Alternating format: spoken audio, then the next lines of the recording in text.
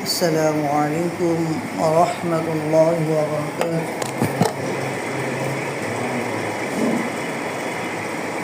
الحمد لله الحمد لله وكفى وسلام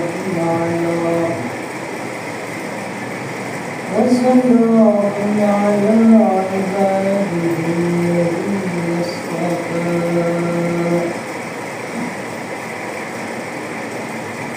أما بعد فأعوذ بالله من الشيطان الرجيم.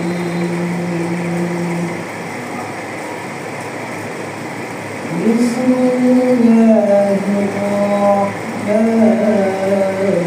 الرحيم.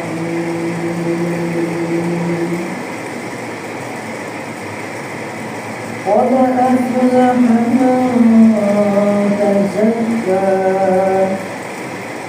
وذكر اسم ربه فصلى. وقال رسول الله صلى الله تعالى عليه وسلم: إن في الجسد مضغة إذا صلحت صلح الجسد كله وإذا فسدت فسد الجسد كله. ألا وهي القلب، أو كما قال عليه الصلاة والسلام. اللهم صل على محمد وعلى آل محمد كما صليت على إبراهيم وعلى آل إبراهيم إنك حميد مجيد. اللهم بارك على محمد وعلى آل محمد كما باركت على إبراهيم وعلى آل إبراهيم إنك حميد مجيد. الحمد لله الله جل شانه लाखों की शुक्रिया যে আল্লাহ জাল্লা শানুহু আমাদেরকে দয়া করে আহসান করে আদর করে ভালোবেসে জুমার নামাজ পড়ার জন্য আগে জামে মসজিদে আসা তৌফিক দিয়েছেন। এই জন্য অন্তর খুলে শুকর আদায় করি আলহামদুলিল্লাহ আলহামদুলিল্লাহ। মানুষের জীবন বড় আজীবের জীবন। আসলে মানুষ কাকে বলে এটা আমাদের জানা প্রয়োজন। প্রকৃতপক্ষে মানুষকে আসল মানুষের পরিচয় কি? মানুষকে আল্লাহ তাআলার কাছে মানুষ হিসাবে কে গ্রহণযোগ্য হবে, এই কথাগুলো আমাদের জানা অত্যন্ত দরকার এবং প্রয়োজন।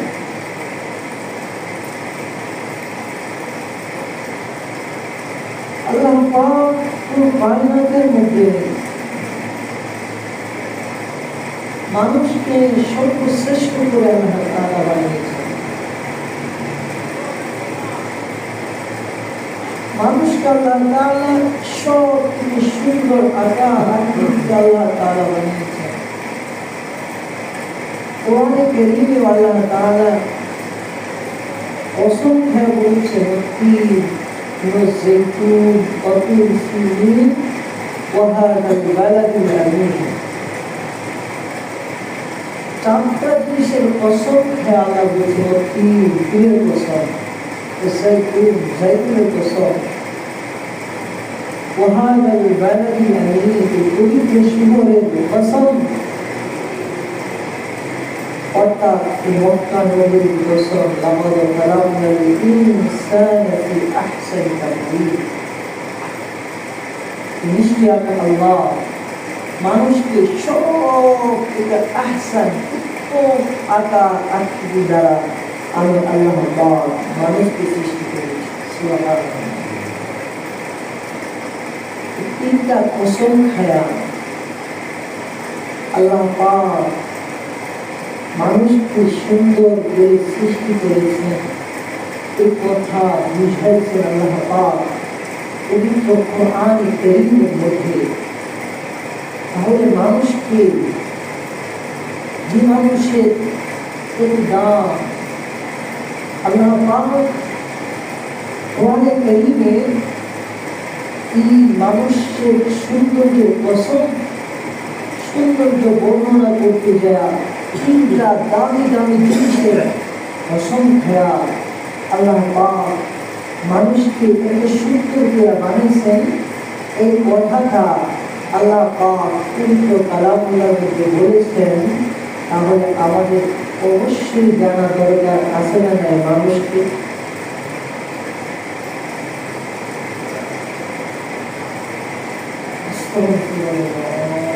শুধু হাত পা নাক কান গলা পঞ্চ ইন্দ্রিয় যেটাকে বলা হয় দেহ এগুলি কি মানুষ এগুলো থাকলে কি সে মানুষ হয়ে যায় এগুলো থাকলে কি আসল মানুষের প্রয়োজন পরিচয় তার হাত আছে পা আছে চোখ আছে নাক আছে তার মুখ আছে অঙ্গ প্রত্যঙ্গ আছে সবগুলো আছে কিন্তু এটাই কি মানুষের প্রয়োজন এটাকে কি মানুষ বলে কোরআন কাকে মানুষ বলে হাদিস কাকে মানুষ বলে আসল মানুষকে আর পরিচয় কি এটা আমাদের না জানার কারণে আমরা আসল মানুষ হওয়ার চেষ্টাও করি না তার পরিচয় কি এটাও জানার চেষ্টা করি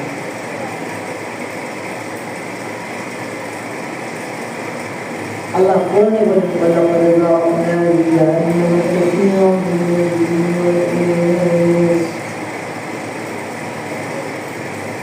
আমি উনি ডাকশো ولقد ضربنا لجهنم كثيرا من الجن والانس আমি অধিকাংশ ইনসান এবং জিনের জন্য জাহান্নামকে তৈরি করেছি জিন এবং ইনসান তারা আল্লাহ বলছেন লাহুম কুলুবুন লা ইয়াফকাহুনা বিহা যে তাদেরকে আমি আল্লাহ তাআলা অন্তর দিয়েছি কলব দিয়েছি কলবের মালিক বানিয়েছি এই কলব তারা অনুধাবন করে না বুঝে না আমি আল্লাহ কি বোঝাতে চাচ্ছি আমি আল্লাহ কি বলতে চাচ্ছি আমার রাসূল সাল্লাল্লাহু আলাইহি ওয়াসাল্লাম কি বোঝাতে চাচ্ছেন কি বলতে চাচ্ছেন তা বুঝে না ولهم آذان لا يسمعون بها আমি আল্লাহ তাকে যে চক্ষু দিয়েছি আমি আল্লাহ তাআলা তাকে যে মুখ দিয়েছি মুখ দ্বারা ولهم آذان لا يسمعون بها আমি আল্লাহ তাকে যে কান দিয়েছি কান দ্বারা সে শুনে না আমরা তো সব শুনতেছি কোন মানুষের কথা আল্লাহ বলতেছেন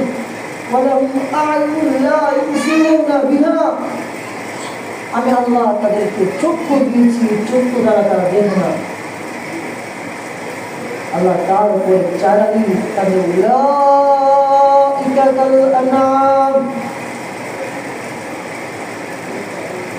এক নাম্বার আমি আল্লাহ তাদেরকে করব দিয়েছি, করব তারা বুঝে না।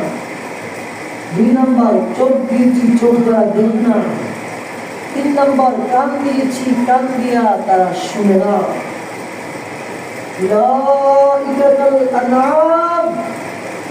আনাম বলা হয় চতুষ্পদ জানোয়ারকে, আল্লাহ তাআলা টান এরাই চতুষ্পদ জানোয়ার। তিনটা গুণ আছে। 1 নাম্বার কলম আছে, কলম দ্বারা কি করে না, বুঝে না। কোরআন কি বুঝে না, সুন্নাহ কি বুঝে না, আমল কি বুঝে না।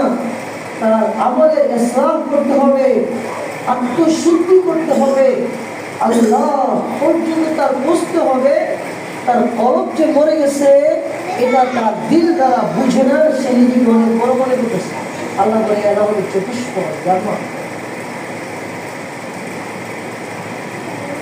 তারপরে চোখ দিছি, চোখ দ্বারা দেখে না। আমি আল্লাহ তাকে কত সুন্দর চক্ষু দিছি, এই চোখ দিয়া তার জীবনের 80টা বছর অতিবাহিত হয়ে গেল। আমি আল্লাহ পাকের কোরআনে কারীম 1 পৃষ্ঠা পড়েছি। আমি আল্লাহ তাকে এত সুন্দর চক্ষু দিছিলাম, এই চক্ষু দ্বারা তার জীবনের 40 বছর, 50 বছর, 60 বছর অতিবাহিত হয়ে গেল। আজ পর্যন্ত আমার রাসূলের একটা হাদিস দেখে না। আমি তাকে চক্ষু দিছিলাম, এই চক্ষু দ্বারা সে আমার ঘর মসজিদকে ভালোভাবে ভালো নজরে দেখে নাই। আমি তাকে চক্ষু দিছিলাম, এই চক্ষু দ্বারা কাবার দিকে চায়া চায়া সে দেখে। আমি তাকে চক্ষু দিছিলাম, এই চক্ষু দিয়া সে তার মার চেহারার দিকে নেক নজরে তাকায় নাই। এই চক্ষু দিয়া সে সিনেমা দেখছে, সুদের টাকা দেখছে, বিষের টাকা দেখছে, খারাপ নাজায়েজ নারী দেখছে, বেপরদিকি নারী দেখছে। আল্লাহ বলে উলাইকা কাল আনাম, এর চোখ দেখার পর আমি আল্লাহ যেটা বলছি দেখতে সে দেখে নাই। সুতরাং সে চতুষ্পদ জানোয়ার। সামনে আরো কঠিন আল্লাহ বলতেছেন, সেই চতুষ্পদ জানোয়ার যদি তাকে বলি এটা কম হয়ে বল আদল, বরং এর দিকেও সে খারাপ। যে আমি আল্লাহ তারে চক্ষু দিলাম, কান দিলাম, কলম দিলাম, এগুলো দ্বারা সে বুঝে না, তাহলে সে এগুলো থেকেও খারাপ। চতুষ্পদ জানোয়ার জন্তু, তার তো আমার আল্লাহর বিধান নাই, তারপরে তো সে আমার নাফরমানি করে না। বলছিলাম এই মানুষ কে, মানুষের পরিচয় তো আসল মানুষ কে। দেহ, হাত, পা, কোরআনের আয়াত দিয়ে বললাম এগুলো থাকলেই এগুলোর নাম মানুষের কিনা পরিচয় না। উদাহরণ দিতে বুঝবেন, আব্দুল্লাহ একটা মানুষ, আর হাত পা সব আছে, কিন্তু সে মারা গেল, চক্ষু বন্ধ হয়ে গেল। এখন আর তাকে কি বলবে? মানুষ বলবে, কি বলবে? লাশ। কি বলবে? তাহলে তার হাত পা কান চোখ সব আছে, এখন তাকে লাশ কেন বলে? তার মানে বোঝা যাচ্ছে আব্দুল্লাহ এতদিন যে সে দাঁড়িয়ে ছিল, হাত পা চোখ নাক সব কিছু ছিল, তাকে মানুষ বলতো। এখন সে পড়ে গেছে জমিনে, চোখ দিয়ে দেখে না, হাত দাঁড়াইতে পারে না, এখন আর তাকে মানুষ বলা হয় না, এখন লাশ বলা হয়। আমি যদি গভীরভাবে আব্দুল্লাহ, আব্দুর রহমান তার দিকে তাকাই, তাহলে আমি দেখতে পারবো তার মধ্যে কি নাই। তার দেওয়াটা যে করেছে লাশ আছে, তার মধ্যে কি নাই? সব আছে, একটা জিনিস নাই, রূহ নাই। কি নাই? রূহ নাই, বিদায় এখন তার নাম হয়ে গেছে লাশ। তাহলে মানুষ দুইটা জিনিসের সমন্বয়ে মানুষ হয়, একটা হলো রূপ আর একটা হলো দেহ। রূপ নাই, দেহ পরে আছে, এটাকে মানুষ বলা হয় না, এটাকে রাস বলা হয়। রূপ ছাড়া দেহের কোনো কি নাই ভাই, কারণ না, এটা রাস হয়ে যায়। তাহলে মানুষ কয়টা জিনিসের সমন্বয়? দুইটা। কয়টা সময় করেন? কয়টা? একটা কি দেহ আর একটা হলো রূপ। দেহর খাবার আছে, রূহেরও খাবার আছে। দেহর খাবার আছে, রূহেরও কি আছে? দেহের খাবার অন্বেষণ করার জন্য আমি মানুষ 24 ঘন্টা আমি ব্যয় করতেছি। রূহের খাবার অন্বেষণ করার জন্য আমি 1 ঘন্টা সময় দিই।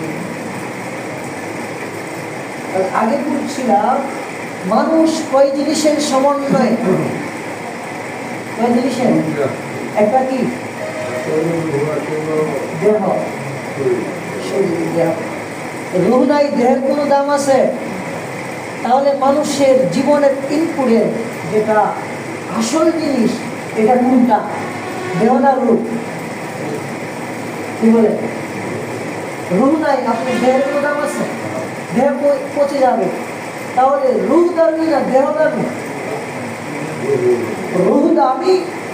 রূহ যদি শেষ হয়ে যায়, তার দেহের কোনো দাম নাই, সে হ্রাস হয়ে যাবে। রূহ যতক্ষণ পর্যন্ত থাকবে, এটা দেহ রূহের খাবার আমি অন্বেষণ করতেছি না। দেহের খাবারের জন্য 24 ঘন্টা আমি খোঁজ খবর করতেছি। রূহ দামি হইলে তাহলে রূহের খাবার বেশি খোঁজা দরকার না? তো রূহেরও খাবার আছে, দেহেরও খাবার আছে। দেহের খাবার মাটি, মাটি থেকে রূপ দেহ তৈরি। দেহের খাবার মাটি, দেহের খাবার দেহ দেখা যায়, মাটির খাবার দেখা যায়।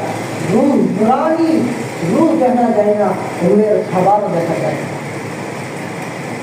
বিস্তারিত আলোচনা করতে গেলে অনেক। রূহের খাবার দেখা যায় না, দেহ মাটির তৈরি, মাটির খাবার দেখা যায়। রূহ নূরের তৈরি, ছোঁয়া ধরার বাইরে। রূহ দেখা যায় না, রূহের খাবারও দেখা যায় না। রূহ যদি কারো দুর্বল হয়ে যায়, তার দেহ দুর্বল হয়ে যায়। আর দেহ যদিও দুর্বল হয়ে যায়, রূহ যদি সবল থাকে, তাহলে সে একাগ্রী হয়, 1000টা মানুষের জন্য সে যথেষ্ট হয়ে যায়। সাহাবাই কেরাম রাদিয়াল্লাহু তাআলা আজমাইনদের রূহ ছিল শক্তিশালী, দেহ ছিল দুর্বল। বদরের ময়দানে 313 জন সাহাবী, 1000 কাফের, সবার হাতে অস্ত্র, মুসলমানের হাতে অস্ত্র নাই, কিন্তু 313 জন সাহাবী রূহ ছিল শক্তিশালী, দেহ ছিল দুর্বল। কাফেররা দেখে মাটির সাথে মিশে যায়, খাবার নাই, কইরা যায়।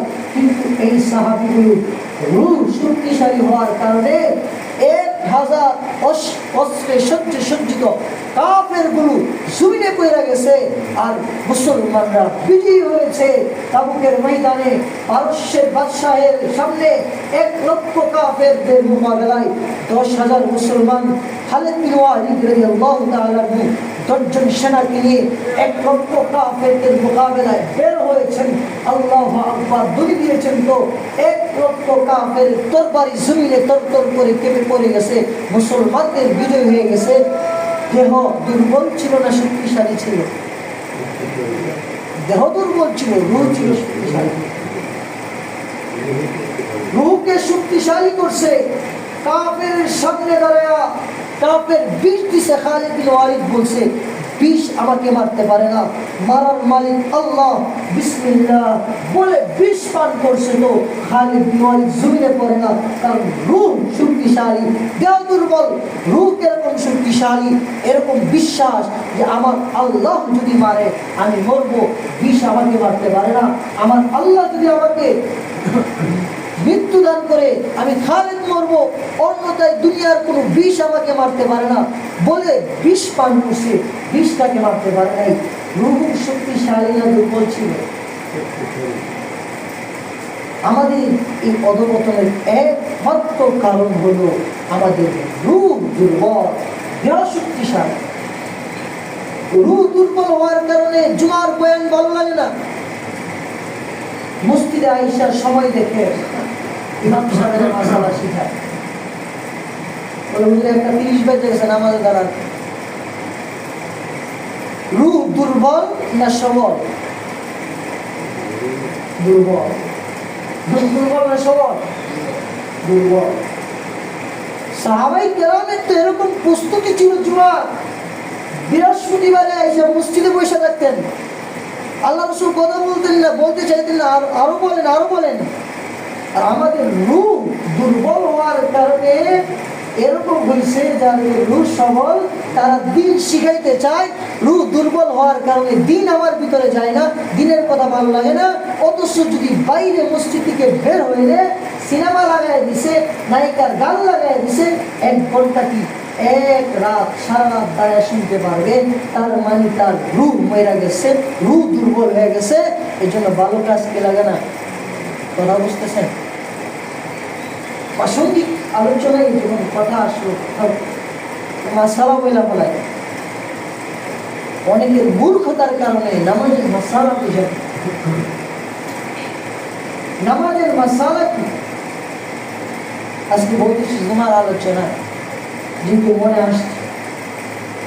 জোহরের নামাজ 1:30 হবে, আসরের জামাত 5:15। কেন এটা নির্ধারণ করা হবে? এই মাসালা আমাদের না জানার কারণে আমাদের মধ্যে সমস্যা হয়, ফাসাদ সৃষ্টি হয়। ইমামের উপরে কথা বলে নামাজের সময় নির্ধারণ করার কারণ হলো, মাসালা ভালো করে বুঝে, জুমা 1:30 হবে, জোহর 1:30 হবে। এই সময় নির্ধারণের কারণ হলো যে 1:30 আমার মসজিদে উপস্থিত থাকতে হবে। 1:30 পরে যদি জামাত হয়ে যায় আমি কিছু বলতে পারবো না। 1:30 এটা হলো নামাজের সময়, এই সময় জামাত হয়ে যাবে। এর ভিতরে আমার মসজিদে কি থাকতে হবে? এর আগে আমার কি থাকতে হবে? উপস্থিত থাকতে হবে। এই জন্য সময় নির্ধারণ করা হয়েছে। বাকি জোহরের সময় এখন আছে 4:15 পর্যন্ত জোহরের নামাজ পড়া যায়। 4:15 পরে পড়লে কাজা হয়। 1:30 উত্তম সময়। এই সময় নির্ধারণ করা হয়েছে, এই সময়ে মুসল্লিদের জন্য নির্ধারণ করা হয়েছে। কার জন্য? ইমামের জন্য না। মুসল্লিরা এই সময়ে মসজিদে থাকতে হবেই। ইমাম সাহেব প্রতিদিনই কাজ করতেছেন, মুতালা করতেছেন, কোরআন শরীফ পড়তেছেন, 1:40 আসছে, কোনো কথা নাই, কোনো আওয়াজ নাই, কেন দিতে হইবে? তাহলে তুমি খালি মুসল্লি হইতে পারো না। 40 ইমাম আসছেন, 40 নামাজ, 10 মিনিট আমি মসজিদে বসে ইবাদত করব, আল্লাহর নৈকট্য প্রাপ্ত বান্দা হব। 10 মিনিট ইবাদত করতেছি আর আমার আমল নামায় নামাজের সব লেখা হচ্ছে। ছোট্ট ঘটনা শোনাই। আল্লাহ রাসূল সাল্লাল্লাহু আলাইহি সাল্লাম মসজিদের মিম্বারে এসে ফজরের নামাজে দাঁড়ায় গেছেন। ইকামত হয়ে গেছে। কি হয়ে গেছে ভাই? ইকামত হয়ে গেছে। ইকামতের পরে ইমাম কি দেরি করে? ইমাম কি বলে? আল্লাহু আকবার, নামাজ পড়ে নেই। ইকামত বেলাল রাদিয়াল্লাহু তাআলা দিয়ে বলছেন, আল্লাহ রাসূল ইকামত দেওয়ার পরে বলছে, সবাই বসো, আমার তাসাম্মু হয়ে গেছে, মনে নাই আমার স্ত্রীর সাথে রাত্রে ফরজ গোসল ছিল, আমি গোসল করতে পারবো, মনে ছিল না আমাদের মুসল্লায় এসে গেছে। সমস্ত সাহাবায়ে কেরাম ইকামত হওয়ার পরে না গিয়ে ভাই, ইকামত হওয়ার পরে না গিয়ে পরে সব সাহাবীরা মসজিদে বসে আল্লাহ রাসূল বাড়িতে গেছেন, গোসল করে আসছেন, এরপরে নামাজ পড়ছেন। আমাদের এরকম হলে কি করে? ইমাম সাহেবের কি করা? আমরা যাত্রা যখন বসছি আমরা দেখছি জুমার নামাজে কম করে 10,000 মানুষ হয়, জুমা ছাড়াও 5 ওয়াক্ত নামাজে কম হইলো 10,000 মানুষ, এখানে ছাত্রী আছে 10,000। যে হুজুর নামাজ পড়াইতেন, জুমার নামাজে কি নামাজ পড়ায় বলছে নামাজ হয় নাই, হুজুর চলে গেছে আবার নামাজ পড়া, মুয়াজ্জিন নামাজ পড়াইছে, কেউ টু শব্দ নাই। শায়েখ বলছেন নামাজ যদি ভুল হয়ে যায়, সে সারা জীবন নামাজ পড়ে যদি ভুল হয় না মনে করবেন না হবে না।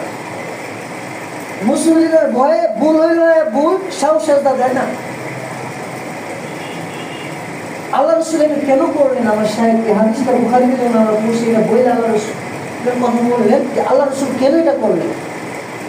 আল্লাহ রসুলকে আল্লাহ ঘুরাইছেন কেন? আল্লাহ রসুল জানেন কিয়ামত পর্যন্ত ওনার উম্মতের যারা ইমাম হবেন তাদের এরকম ভুল হইতে পারে।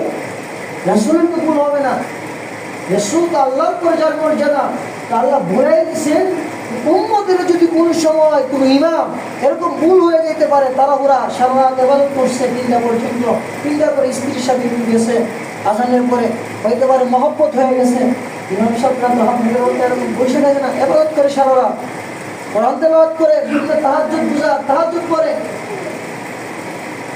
এই ইবাদতের ফাঁকে দা স্ত্রীর সাথে মহব্বত হয়ে গেছে, ভুলে দিতে পারে তারা আমরা কইরা। আমার মনে হলো এরকম যাতে হয়ে যায়, যদি হয়ে যায় তাহলে মুসল্লিদের কাজ হলো যাদের আত্মশুদ্ধি আছে তারা চুপ থাকবে, কোনো কথা বলবে, তারা মাসালা জানবে। মাসালা জানে ইমাম যদি 10 মিনিট দেরি করে 10 মিনিট বসে থাকবে, কিসের সব পাবে? ভাই কিসের সব পাবে? নামাজের সব পাবে। কথা বলেন না, কিসের সব পাবে? নামাজের সব পাবে। এটাই আমাদের আহারি আসলাফের নিয়ম এবং উসুল। আমাদের বুজুর্গদের এরকম উসুল ছিলেন। হাবিবুল্লাহ মাহমুদ কাসমি জামান বলেন দারুল উলুম দেওবন্দের ছাত্র জামানায় উনি দেওবন্দ মাদ্রাসায় নামাজ পড়েন। আমাদের অবস্থা তো এরকম, ইমাম আসছে 2 মিনিট দেরি হয়েছে তো নামাজে দাঁড়ায় যায়। ছাত্র জামানায় মোতালা করতে করতে শেষ হতে ঘুমায় গেছে, ফজরের নামাজে 10 মিনিট পার হয়ে গেছে। দারুল উলুম দেওবন্দ মাদ্রাসার মুহতামিম আছে, দারুল উলুম দেওবন্দ মাদ্রাসার মুহতামিম আমাদের থেকে ছোট আলেম না বড় আলেম? আমাদের থেকে ছোট আলেম, আপনাদের থেকে ছোট আলেম না বড় আলেম? কেউ নামাজে দাঁড়ায় না, 10 মিনিট হয়ে গেছে। বলতেছে যে মৌলবীকে, মৌলবী সাহকে বুলা লো, ঈদ মে আয়া হুঁ। মৌলবী সাহেবকে ডাক দেন, ইমাম সাহেবের মনে হয় ভুলে ঘুমিয়ে গেছে, যে আস্তে আস্তে ডাকতেছে নামাজের সময় এসে উনি বলে যাবে আস্তে আস্তে আইসা উজু করে নামাজ পড়েছে, কেউ আমাকে কি শব্দ বলে নেই, 20 মিনিট দিয়েছে। আমাদের হালে একমাত্র কারণ হলো আমাদের আত্মা, রূহ কি হয়েছে? রুহের খাবার নাই, রুহের খোরাক নাই। রুহের খোরাক এই অহংকার। শরীরের অসুস্থতা হলো জ্বর, টাইফয়েড, বিভিন্ন অসুস্থতা, ক্যান্সার, এগুলো হলো শরীরের অসুস্থতা। আর রুহের অসুস্থতা হলো অহংকার, তাকাব্বুর, রিয়া, এগুলো হলো রুহের অসুস্থতা। আমাদের রূহ পুরো মরে গেছে, এরকম ভাবে মরছে যে নেক কাজ ভালো লাগে না, মসজিদে আসা ভালো লাগে না, নামাজ পড়তে ভালো লাগে না, বয়ান শুনতে ভালো লাগে না, ইবাদত করতে ভালো লাগে না। এর 1 নম্বর কারণ কি ভাই? রূহ কি হয়েছে? মারা গেছে। এই রূহ মারার ব্যাপারে আল্লাহ তাআলা কোরআনে বলেন যাদের রূহ মারা গেছে, ওয়ালাকাদ যারাকনা লিজাহান্নামা কাসীরাম মিনাল জিন্নি ওয়াল ইনস লাহুম কুলুবুন লা ইয়াফকাহুনা বিহা, তাদের অন্তর দিছে অন্তর দ্বারা বোঝে না, ওয়ালাম আয়ুন লা ইউসিরুনা বিহা, চোখ দিছি চোখ দ্বারা দেখে না, ওয়ালাম আযানুন লা ইয়াসমাউনা বিহা, কান দিছি কান দ্বারা তারা শুনে না, উলাইকা কাল আনআম, এরা হলো চতুষ্প জানোয়ার। আল্লাহ বলেন বাল হুম আদাল, এটা যদি বলি তাহলে কম হয়ে যাবে, বরং চতুষ্প জানোয়ার থেকে তারা নিকৃষ্ট। তাহলে আমাদের রূহের ইসলাম করার দরকার আছে না নাই? কি বলে রূহের ইসলাম করার দরকার নেই? রূহের ইসলাম কিভাবে হবে? আল্লাহ ওয়ালাদের কাছে আসার মাধ্যমে হবে। আমরা তো আল্লাহ ওয়ালাদের কাছে আসতেই চাই না, এই জন্য আমাদের এবাদতে মন বসে না, জিকির আজকার করতে মনে চায় না। 1000টা ইবাদত করছেন কিন্তু সুন্নত তরিকায় করেন নাই, এই ইবাদত আপনার আল্লাহর কাছে গ্রহণযোগ্য হবে। মসজিদে আসছেন, মসজিদের ভিতরে ঢুকছেন, যদি বলেন কুল হুয়াল্লাহু আহাদ আল্লাহুস সামাদ লাম ইয়ালিদ ওয়া লাম ইউলাদ ওয়া লাম ইয়াকুল লাহু কুফুওয়ান আহাদ, সূরা ইখলাস করে মসজিদে ঢুকলেন, আপনার সওয়াব হবে? সওয়াব হবে। মসজিদে ঢোকার সুন্নাত কি? ডান পা দিয়ে ঢুকতে হবে, বিসমিল্লাহ পড়তে হবে, দুরূদ শরীফ পড়তে হবে। এবার পড়া যায় বিসমিল্লাহি ওয়াসসালাতু ওয়াসসালামু আলা রাসূলিল্লাহ। দোয়া করতে হবে আল্লাহুম্মা আফতাহলি আবওয়াবা রাহমাতিক। এইভাবে মসজিদে ঢোকা সুন্নাত। যদি আপনি মসজিদে ঢুকতে আয়াতুল কুরসিও পড়েন, সুন্নাত আদায় হবে না, নেকি হবে না। যেই জায়গায় যে আমল, এই আমল করাই সুন্নাত, এই আমল করলেই সওয়াব হবে, এটা না করলে সওয়াব হবে না। এগুলো শিখতে হবে আল্লাহওয়ালাদের কাছে এসে, সময় দিয়া দমকি খাইতে হবে, জুতার বাড়ি খাইতে হবে আল্লাহওয়ালাদের জুতা ঠিক করার দ্বারা। এগুলো ইসলাম আর নিজের ভিতরে। एक बुजुर्ग बोलছিলেন বাইতে আল্লাহ ওয়ালা সে মিলতে হে বাইতে লাহি। আল্লাহ ওয়ালাদের বাড়িতে যাওয়ার দ্বারা আল্লাহর বাড়ি যাওয়ার পর্যন্ত পৌঁছা তৌফিক হয়। এই যে এখন যে কথাগুলো বললাম, এগুলো রূহের ইসলাহ, আত্মশুদ্ধি বলা হয় এটাকে, তাসাউফের লাইনে ইলমে মারিফত বলা হয়। এগুলো আমাদের ভিতরে না থাকার কারণে আমাদের রূহ পৌঁছে গেছে, আমাদের রূহের মধ্যে ভালো কথা ঢুকে না। আল্লাহ পাক আগামী সপ্তাহ